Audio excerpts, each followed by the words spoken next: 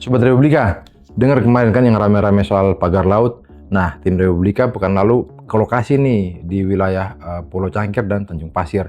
Di sana kita menemukan bahwa sebenarnya nggak bisa dibilang pagar juga, karena bentuknya lebih seperti kafling-kafling di lautan begitu.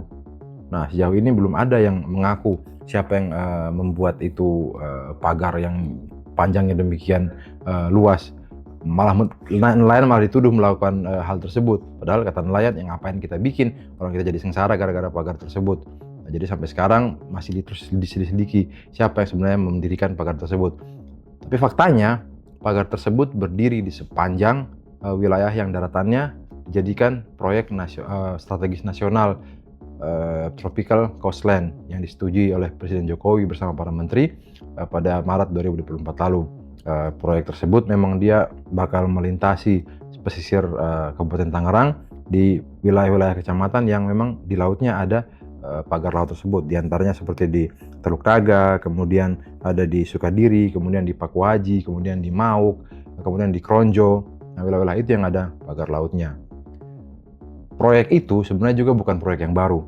Kalau kita lihat dia punya sejarah, 1993 Salim Group sudah berupaya membangun kompleks pariwisata di wilayah tersebut.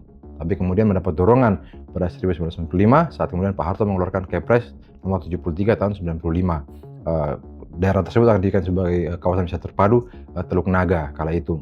Tapi kemudian ada reformasi dan kemudian juga terjadi krisis moneter sehingga proyek tersebut kandas. Kepresnya dihapus. Mengapa? Karena saat itu Kepres itu dituduh sebagai salah satu Kepres yang penuh dengan muatan KKN, alias kolusi antara pengusaha dan pemerintah.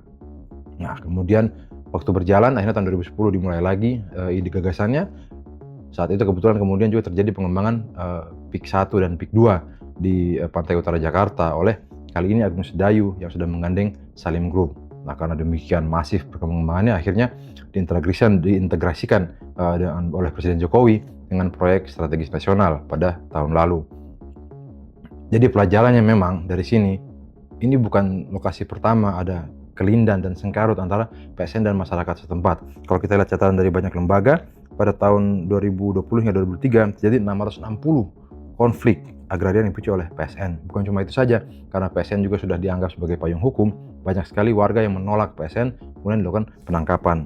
Pada rentang waktu 2019-2003 terjadi penangkapan sebanyak 216 orang non-kriminal dan masyarakat adat sebanyak 63 orang.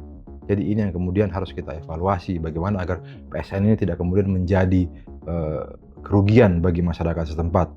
Bagaimana para nelayan, para petani ini tidak dicerabut mereka punya penghidupan, justru dijadikan sebagai pekerja-pekerja yang tanpa keahlian, non-skill, pekerja-pekerja informal di wilayah-wilayah PSN. Pak Prabowo mengatakan sudah akan mengevaluasi keberadaan PSN-PSN tersebut. Nah, mari kita lihat bagaimana ujungnya ini. Saya Fitran Jamjami. Wassalamualaikum warahmatullahi wabarakatuh.